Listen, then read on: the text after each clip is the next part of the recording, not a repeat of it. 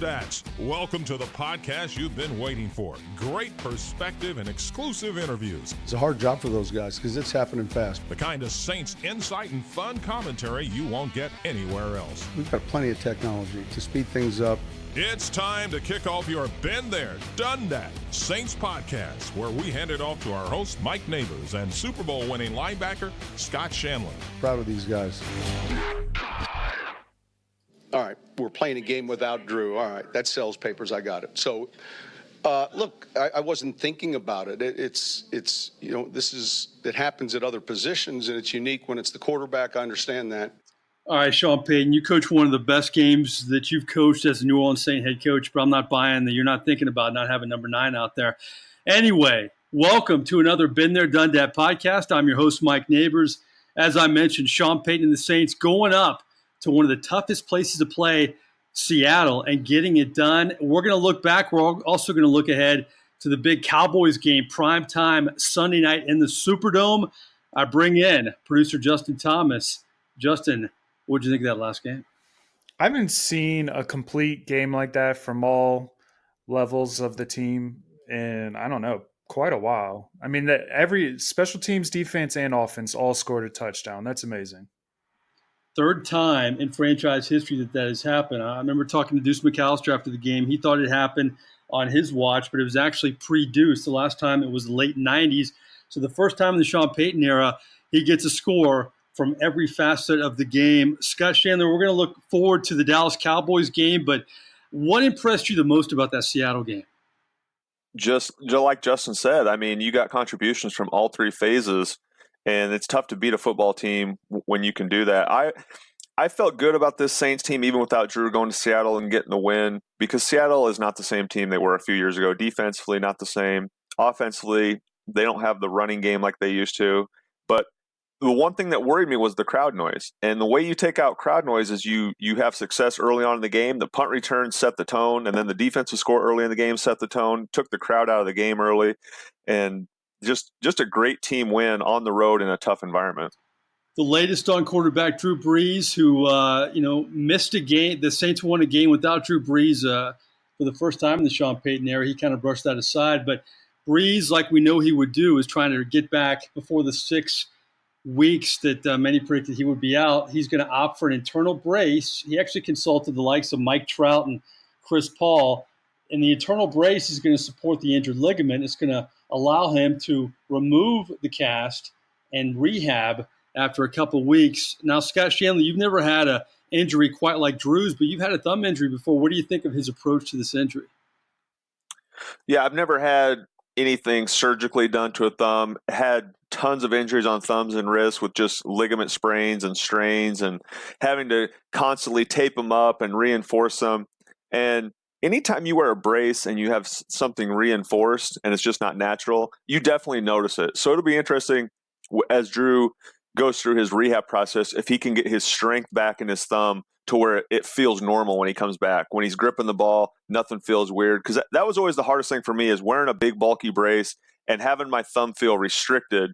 And that's just me taking on blocks and tackling. So you're talking about a guy who has to hold on to a football. It'll be interesting to see if he can get that strength and mobility back in that thumb. Yeah, it'll be interesting to see, too, how Sean Payton uses quarterbacks moving forward. I think it was interesting going in.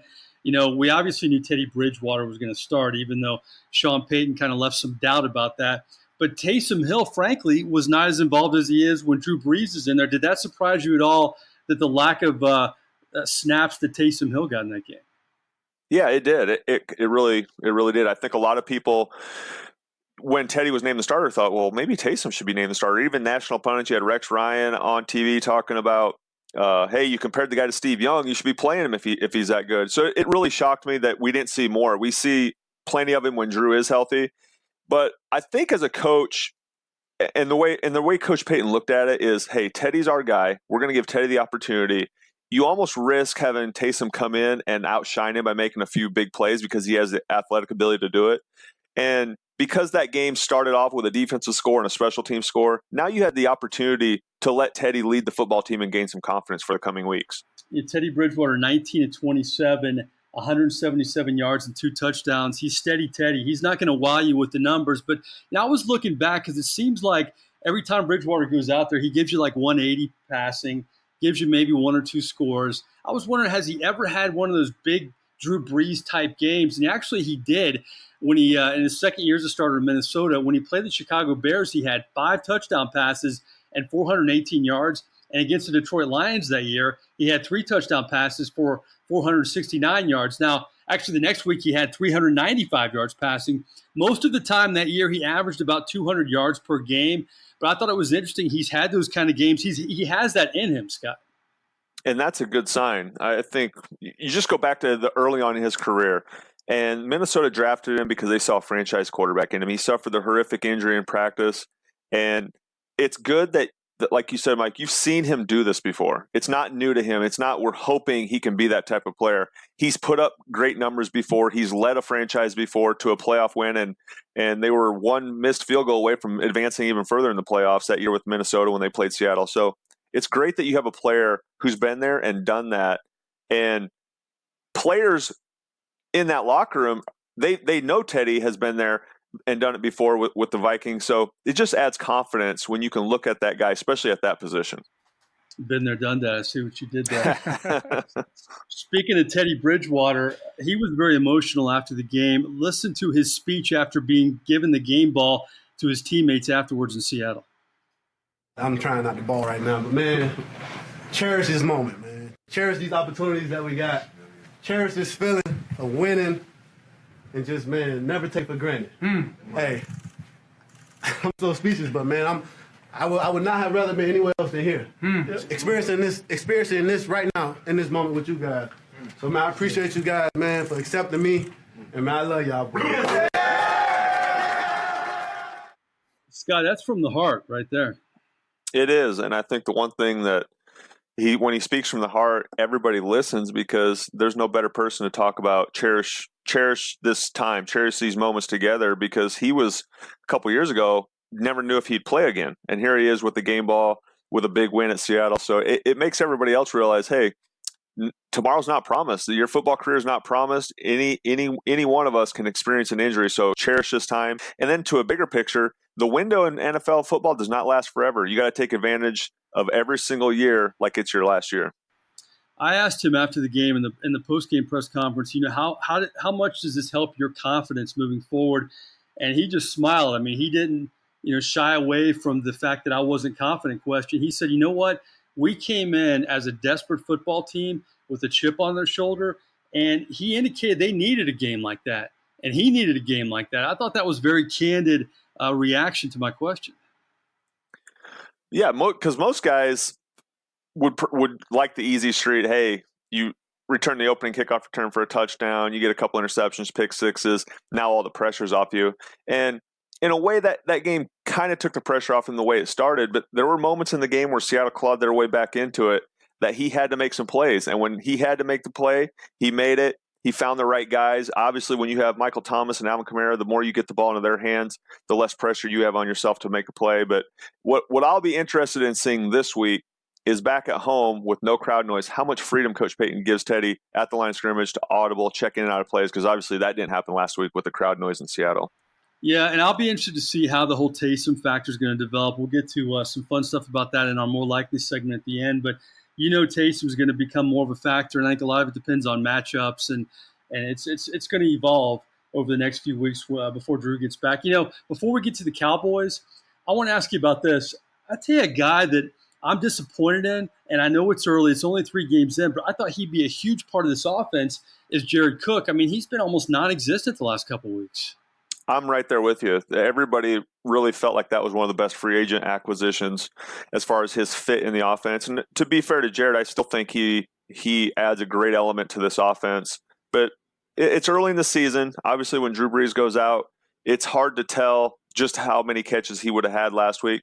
But in fact, I'm going to say going forward, Drew being out may actually help Jared, because a tight end and a quarterback usually find a rhythm. It's kind of a safety blanket, a safety net. And I think, without watching the game film and critiquing it, maybe teams are trying to take Jared out of the game a little bit more. Maybe they're bringing a safety down and double teaming him a little bit. So without looking at that, I can't really comment too much if he's just not being a factor in the game. He may be a factor maybe not in the box score, but in terms of the way defenses are defending him. Yeah, he had a big drop in that Seahawks game. I thought he should have come down with a big catch early on, but obviously Bridgewater and the offense were able to pull away, and a big reason for that was Alvin Kamara. I mean, the numbers are unbelievable. You can make a case that it was Alvin Kamara's best game as a New Orleans Saint as a pro. He broke 10 different tackles from different defenders on the Seattle defense. All told, 17 broken tackles, and he had 108 yards on the ground after the catch. I mean, the numbers for him, he makes it look easy, Scott, and I really do think you can make a case that was his finest day as a pro. I think Alvin loves playing on the West Coast because just like when they played the Rams previously, he kind of had a coming out party, and it's just one of those things where Seattle is not used to seeing running backs like Alvin. I mean, a lot of teams aren't used to seeing running backs like him, but he catches the ball, he gets out in space, he glides. Seattle plays good defense. They have good linebackers, and even they were falling off him and slipping off him. So he's a guy who I expect is going to get a lot more touches, but just hard to replicate. Even your practice squad guys, you can put the best guy at running back, and on game day, it's just a different speed and a different type of beast carrying that ball when 41 gets it. Yeah, I don't want to get too carried away because it's early, but can we say at this point, obviously, it's no longer Kamara Ingram anymore like it used to be. I mean, Latavius Murray is a nice back, but it's not going to be that compliment that we're used to seeing the last couple of years. Or is it too early to say that? I don't know if it's too early to say it. I think in the next couple of weeks we'll get a better idea, but it almost has a CJ Spiller type feel to it, where CJ was, he was brought in to be this integral part, and then every week he saw less and less touches until the point is, hey, we made a mistake. He doesn't fit here. So I don't know if it's something going on in practice, if it's playbook wise, he hasn't picked up the playbook, but they signed him to replace Mark, and they certainly haven't replaced him in terms of how many carries or how many appearances he's showing up on the field, because I really thought last week he would get more touches. And I think right now they're just saying, hey, Alvin, you are the bell cow running back. And until you get nicked up or something happens, we're not going to even put anybody else on the field. But it's interesting right now as far as that dynamic goes. Yeah, I don't want to get too ahead of ourselves, but to me, the Jared Cook on a milk carton and Latavius Murray not being Mark Ingram are two things that definitely stand out about this offense so far. Okay, let's move on. This week, Sunday night against the Dallas Cowboys, I expect a great game. We'll get to our predictions at the end of the podcast. But here's the thing about the Cowboys. I mean, yeah, they're 3-0, but their wins are against some of the worst teams in the NFL. I mean, you got your 35-17 win over the Giants, your 31-21 win over the Redskins, and then you have the Dolphins 31-6. You live in Dallas. You know a lot about this football team. Could the Cowboys, can it be overstated a little bit just given who they played so far? Without a doubt, I think you can definitely look at the record of teams they played. And Dak Prescott's been outstanding, but again, hasn't played against the best defenses.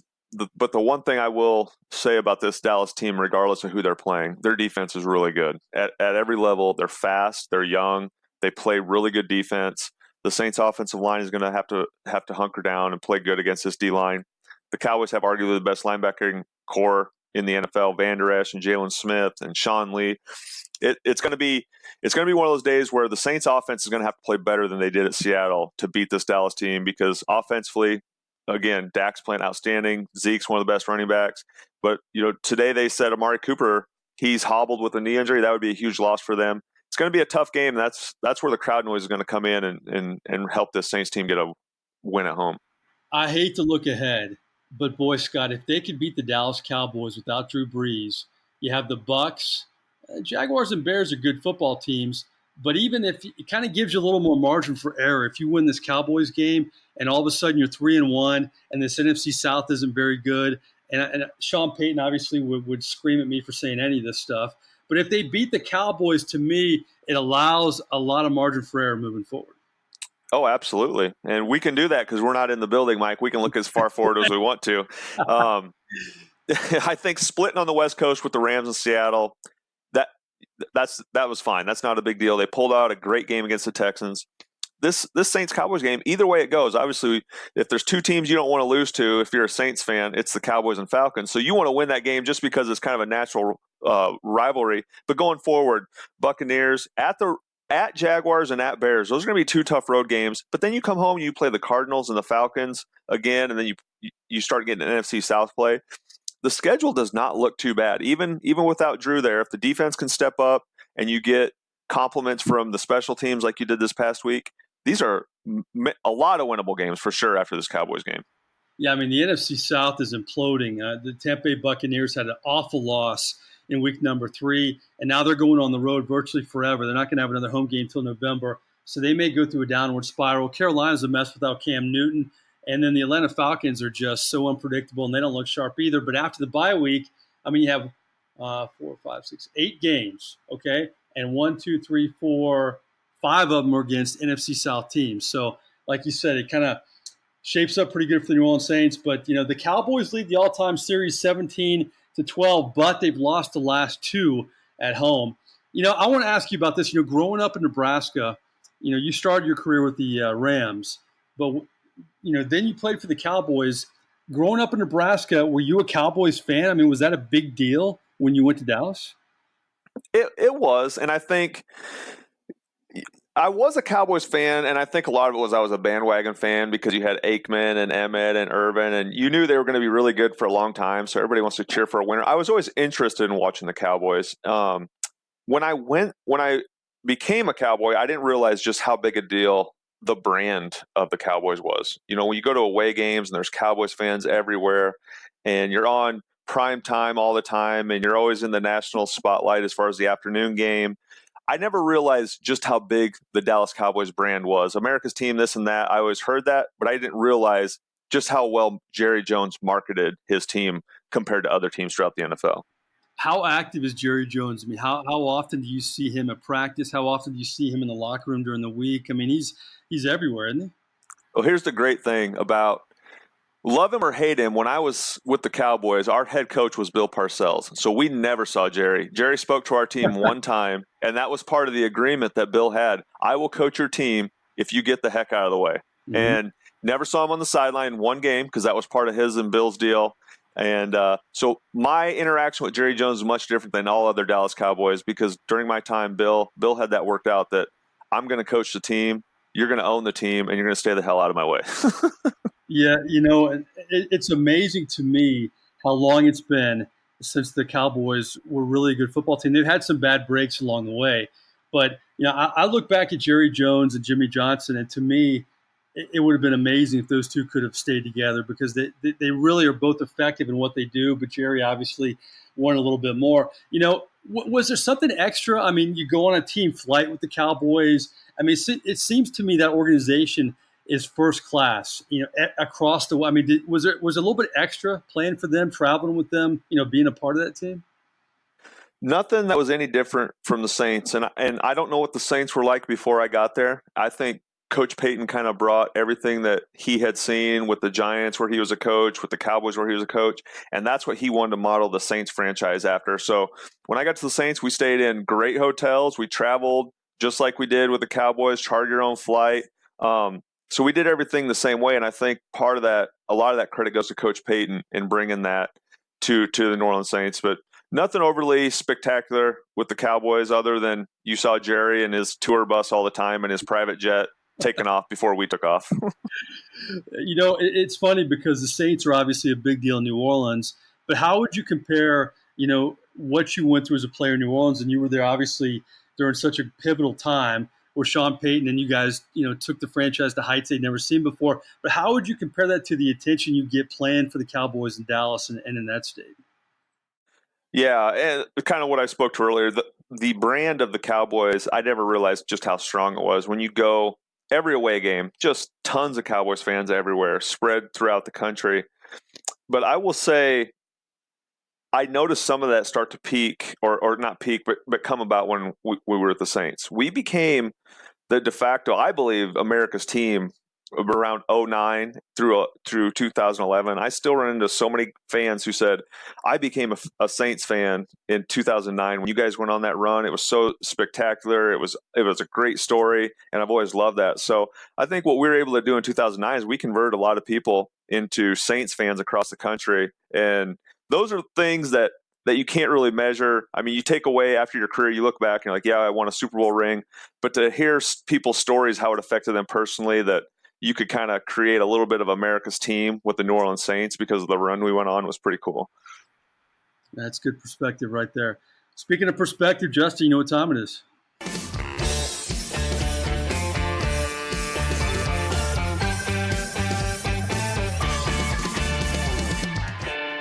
See, you Saints fans, you football fans who listen to our podcast, you're not going to get Scott Shanle Cowboys stories anywhere else, but right friggin' here on your Been There, Done That podcast. This is more likely, this is 3 hypotheticals. We like to have a little fun.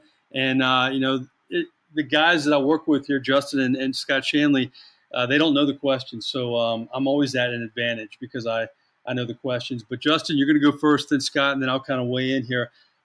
First, more likely, I thought it was a signature game for a lot of people, a lot of Saints up in Seattle. But which do you think gets the most in terms of being a signature game for them? Sean Payton winning without Drew Brees, a complete game, coached up Teddy Bridgewater and had to deal through a lot of obstacles of being on the left coast all week. You have Alvin Kamara. We talk about 17 broken tackles, all the numbers he put up and really helping this offense pull away in the second half. Or you have a guy who's always good, but he was really good in this game, punter Thomas Morstead, 6 punts, a 52-yard net average, 2 inside the 5. I mean, we talk about Deontay Harris's punt return, but the leg Thomas Morstead also had a career day. So who had the best signature game, Sean Payton, Alvin Kamara, or Thomas Morstead, Justin Thomas? Man, that's like comparing apples to oranges in a way. Yeah, it's all good. It's all good for the Saints, though. It is all good. Yeah. I'm still changing my answer right now as I prepare. I think at the end of the day, we know Alvin Kamara is talented. We've talked about previous games where he's shown up. So I'm not going to pick Alvin. And I was real tempted to pick Thomas Morstead. As you mentioned, he kind of gets forgotten amongst all the other bigger stars. But I have to go with Sean Payton. We've always known Sean's a great coach, but Drew Brees has only missed, I believe, one other game due to injury and has only played or missed other 2 games, I think it is, just because of the position where we are having the number 1 seed. So it's not like Sean has had the opportunity often to coach a different QB other than Drew Brees. So I think the fact that the environment that they went to, Seattle is a really difficult environment to play with. Y'all mentioned the crowd noise can be a huge factor. I really like the game plan he had, and obviously it was successful. And like I said, it was a whole team effort, and you get that effort from the coach, I think, first. So I have to go with Sean Payton, what he did.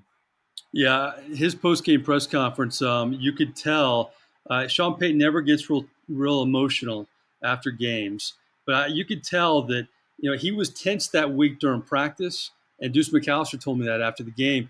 But he kind of eased up a little bit because I think more and more last week on the left coast, he saw that his football team was practicing, and a lot of them admitted to me after the game, they kind of had a chip on their shoulder because number 9 wasn't there, and they all knew they kind of had to step up, including Demario Davis, who even reached out to Brees and said, "Can I do the Who Dat pregame chant?" So all of them felt like they kind of had to step up with number 9 not being there. But Scott Shanle, in terms of a signature game, was it Peyton, was it Kamara, or was it Morstead?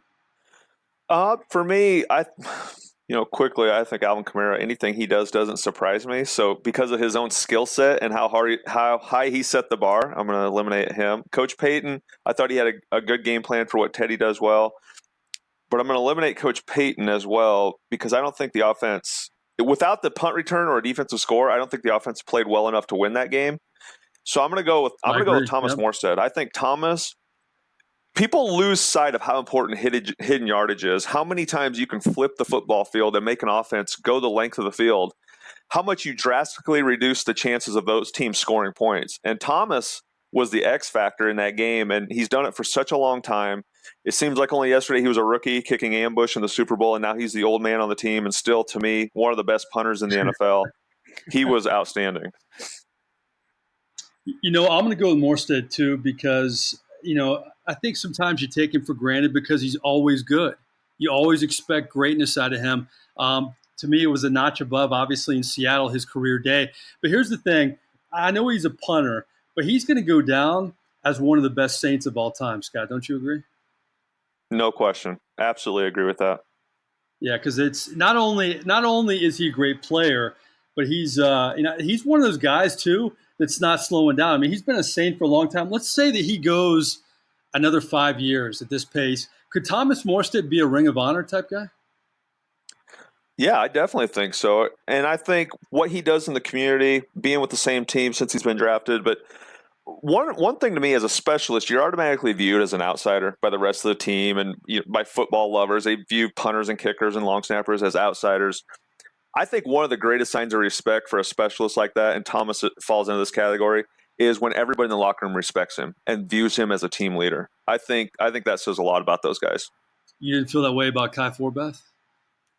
No, I'm just kidding. No, I won't put you on the spot there. All right, more likely number 2.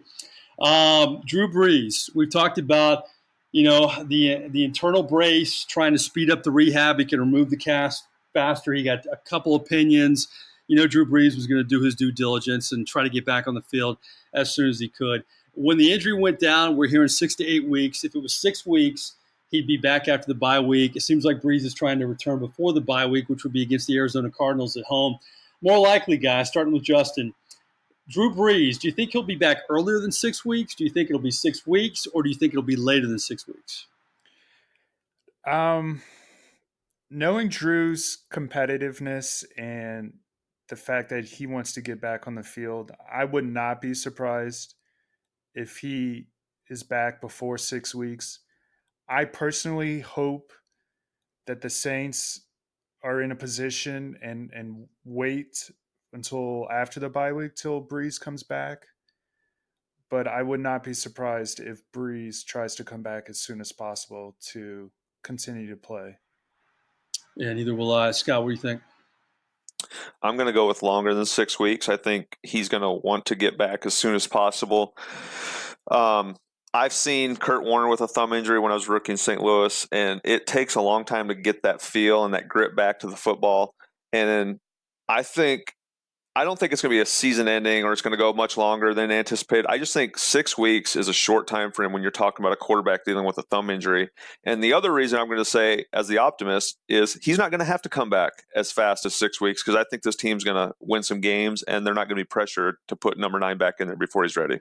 Yeah, I think it'll be interesting to see if Teddy Bridgewater plays well or is steady Teddy and kind of rights the ship and everybody else steps up like they did against the Seattle Seahawks and they keep kind of keeping the train rolling here. If Sean Payton says, Drew, we love you, man, but you got to get better. And by the way we're playing, we're allowing you to get better. I mean, how about this scenario, Scott? How about steady Teddy keeps the ship rolling and Drew Brees comes back, let's say, at Atlanta on November 28th, Thanksgiving week, and he has all that time to rest. He feels better. I mean, the Saints couldn't ask for a better scenario if something like that happened. No, you're exactly right. And I think it's all going to come down to how well the offense is playing and if they're helping this team win games. If they're struggling, if they're having a hard time getting 300 yards, they're going to go to Drew and say, hey, how's that thumb feeling? They're going to be on him every single day. And as long as he's 80%, he'll be back in there. I think a lot of how fast Drew is forced to come back is based on the success of this team. All right, last one. We're talking about the quarterback still, and I have one that kind of stuck out for me, but I'm having trouble with a couple other answers here. So if you guys want to go off the board, you can. To me, it was almost like Ingram and Kamara. They had the boom and zoom, which I like, but Ingram didn't like that because he didn't want to be the boom guy. Both of them want to be the speedsters. I need a nickname for Teddy and Taysom, just like we had for Ingram and Kamara. Is it TNT?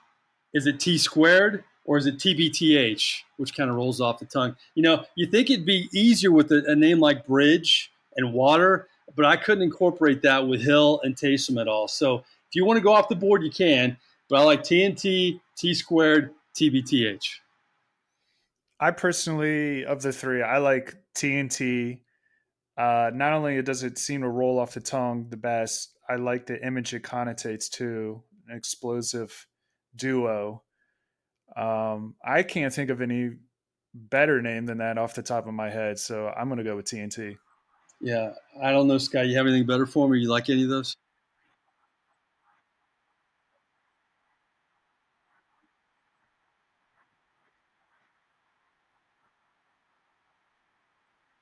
Yeah.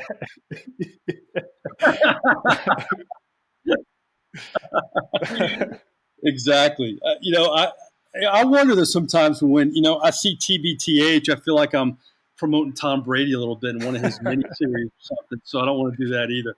All right, before we go, let's get predictions. Last week, I think Justin, you predicted a loss, and I Shanle and I did. predicted a win. Is that correct? That's correct.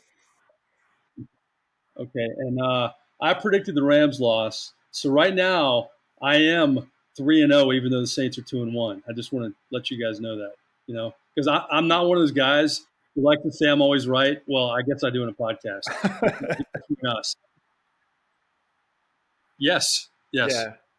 Y'all two Yeah. picked them to win. I picked them to lose. Yeah. Yeah. I think we all picked them to win the opener. Yeah. Yeah.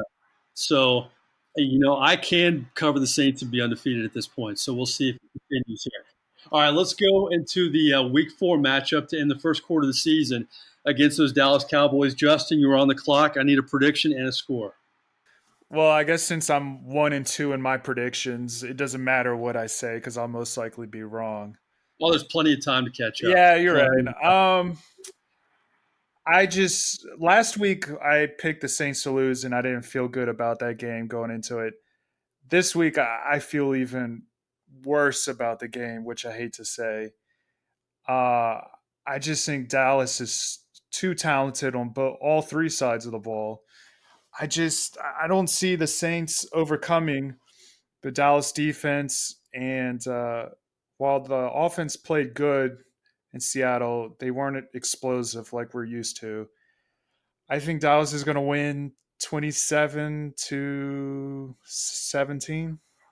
Ooh, 10 points at home. Really? Yeah. Man, no steady Teddy. Maybe some more Taysom in that game. Scott Shanle, what do you think? Yeah, unfortunately, I think I agree with Justin. I don't feel good about this game. But the listeners out there, don't go off my picks. You got to go off Mike Nabors. 3-0 coming soon. The Mike Nabors Pick'em podcast if he keeps it up. Just to go back to the game, I love that it's at home. I think the crowd is going to be a big factor in this game.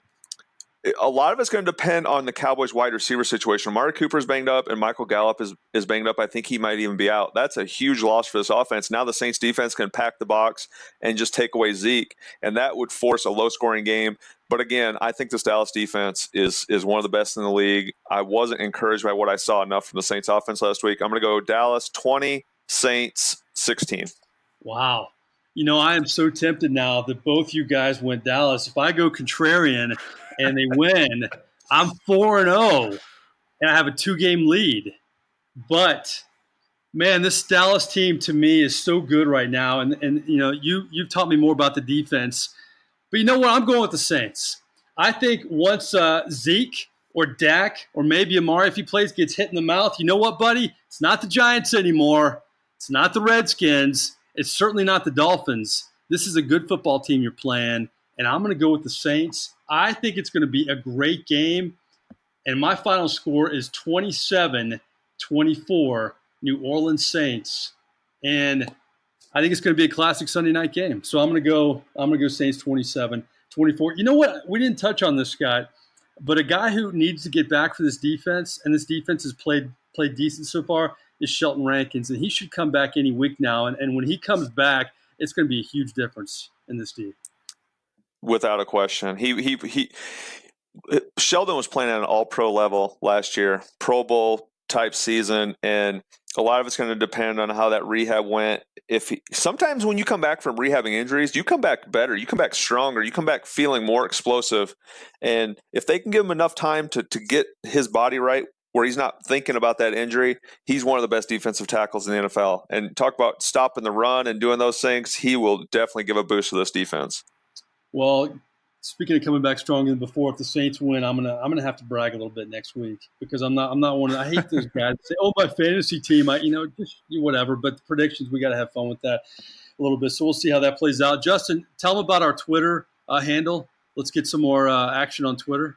Yeah, it's at Dundat Podcast. That's right. So you check that out. We'll give you kind of snippets of interviews that we've had, and we'll have polls on there. We'll have a lot of different stuff, Saints fans. So check that out on Twitter. We're also on all the platforms, on iTunes, on Podbean, on Stitcher, on Spotify, and Google. So the Saints, boy, this is a big game coming up. I know it's only week number 4, but if they can beat the Dallas Cowboys, give them their first loss in New Orleans without Drew Brees, a ton of momentum riding forward as they have the Bucs the next week, but you got to take them one game at a time. For my partner, Scott Shanle, for my producer, Justin Thomas, I am merely Mike Nabors.